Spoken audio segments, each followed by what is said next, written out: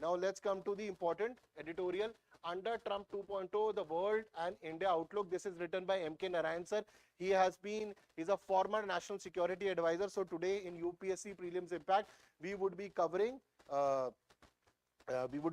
National Security Advisor. So current National Security Advisor of India is Ajit Doval.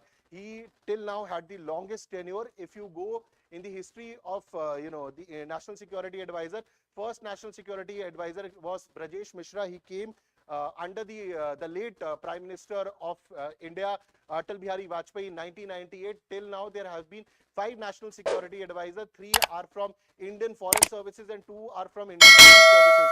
And when it comes to security matters, so National Security Advisor is the most important person to advise the Prime Minister from the intelligence point of view and from the advice point of view. He gives everything to primary advisor to Prime Minister from security point of view. He is also the secretary of the National Security Council, and National Security Council is eventually headed by the Prime Minister. So it operates within the executive office of Prime Minister of India.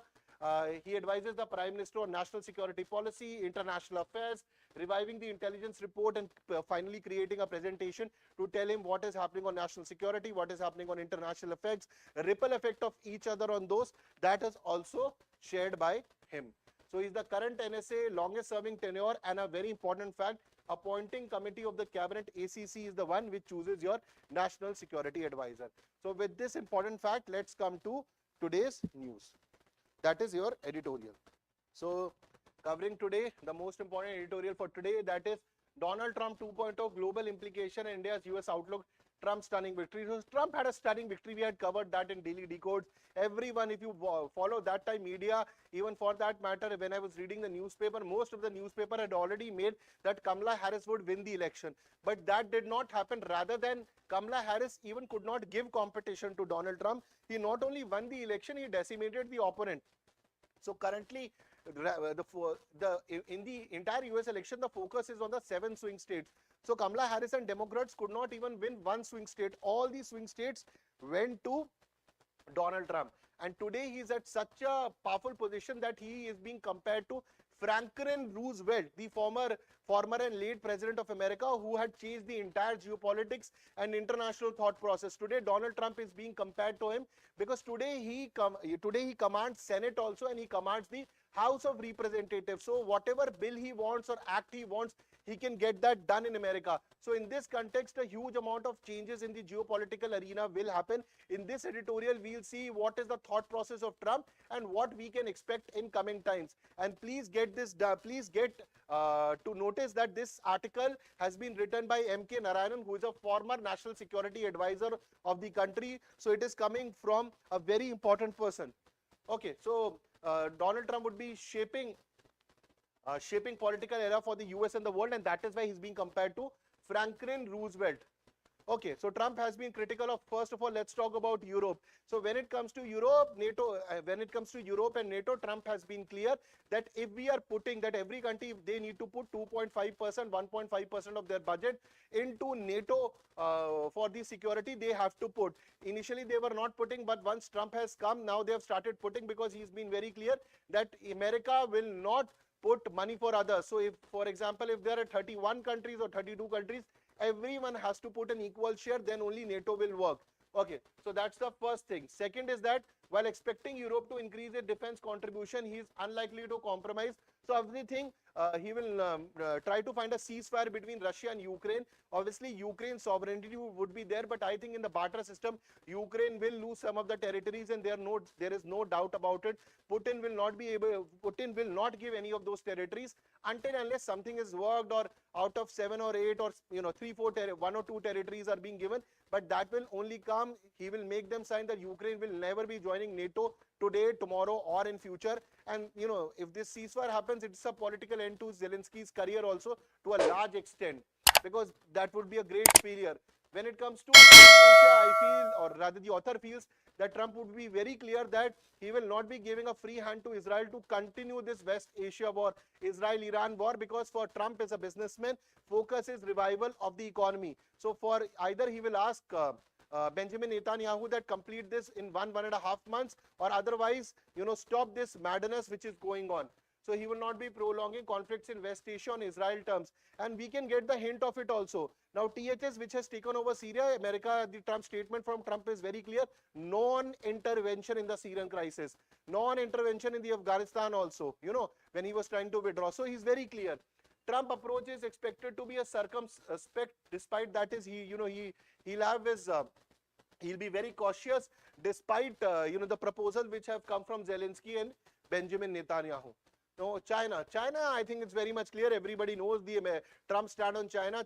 When it comes to China, very straight away the focus would be to put tariffs against China. The semiconductor war has already started between the Americans and the Chinese. Even before Trump taking power, I think that will only increase in coming time.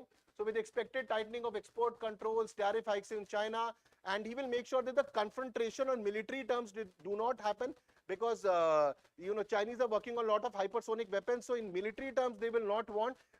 Trump will do business retaliation, economic retaliation, but not military retaliation. He's not interested in war. He's only interested in making MAGA, that is, make America great against economically. So that should be the focus. Taiwan might be a flashpoint, but Trump is expected to proceed cautiously with strengthening alliances with Australia, Japan, South Korea, and for that matter, some help might also be taken from the point of view of Philippines. Quad will also get strengthened. There is no doubt about it. So let's come to India. In India-US relationship, Modi and Trump share a very good personal bond, and Modi was among the top 3 people when the Trump took the call once he became the president. So Mohammed bin Salman, then Narendra Modi, and then Benjamin Netanyahu. Not in this order they called, but these are the 3 persons he spoke to. So this also shows the kind of camaraderie he has. Both leaders are no-nonsense approach and a strong dislike for China. 2020 Galwan incident saw Trump supporting India. Bangladesh crisis, you see, he was supporting Hindu community, and that made him very closer to the Indian dispensation also, government. So Trump previously highlighted $3 billion military deal. Then there is a deal of 1.17 billion MH-60R billion deal, helicopters, and GE engines are not coming, or they are being late under the Democrats dispensation. That would be over. I think under Trump, the GE engines will come very fast. Indians are also looking to get F-15 or F-35, or they are looking for other fighter planes also. Maybe a deal happens between India and America regarding that, because Americans are, Trump is very clear: you give me money, I give you weapon. Very straight deal. So collaboration Quad framework increase, cultural and political stability in the terms of Hindu minority. Namaste Trump event in which happened in Ahmedabad. This is a good camaraderie we share with the Americans. So technology is the one which would be cementing our relationship. Though India and Americans, we have the issue related to trade and tariffs, but I think both the dispensation would be able to resolve it with the kind of camaraderie Donald Trump and Narendra Modi has. So Silicon Valley Indian tech entrepreneurs could play a key role in fostering innovation and strengthening. And if you see the Trump administration, from Kash Patel to Ramaswamy, there are a lot of I would say Hindu community people, or rather people from which had Indian roots in his administration. I'm not saying that they will start working for India and their focus would be India compared to the Americans. Their focus would be first America only. But to have these kind of people on the American administration with Indian roots will only help our case. So future prospect with a focus on innovation and dynamism, India-US technology cooperation is poised to reach new heights. So strategic challenges and consideration, Trump policies toward China, West Asia and Europe will also indirectly shape India's geopolitical stand. How it affects China, how it affects Middle East India will also try to understand and change accordingly. Enhanced collaboration in defense, counter-terrorism and economic initiatives will happen between India and America. When it comes to America, the problem is of tariff only. They are saying that Indians put a lot of tariff. When American goods come to India, we will put also tariffs against India. That's the major problem with India. So I think the economic representatives from both the sides would be able to resolve it. It's not such a big issue compared to what China is coming. And this is the UPSC mains questions which you can go through. Thank you for watching this video. For complete video, please watch Daily Decodes, and the link to that video is given in the description. And please don't forget to like, share and subscribe the channel. And do press the bell icon for all the updates.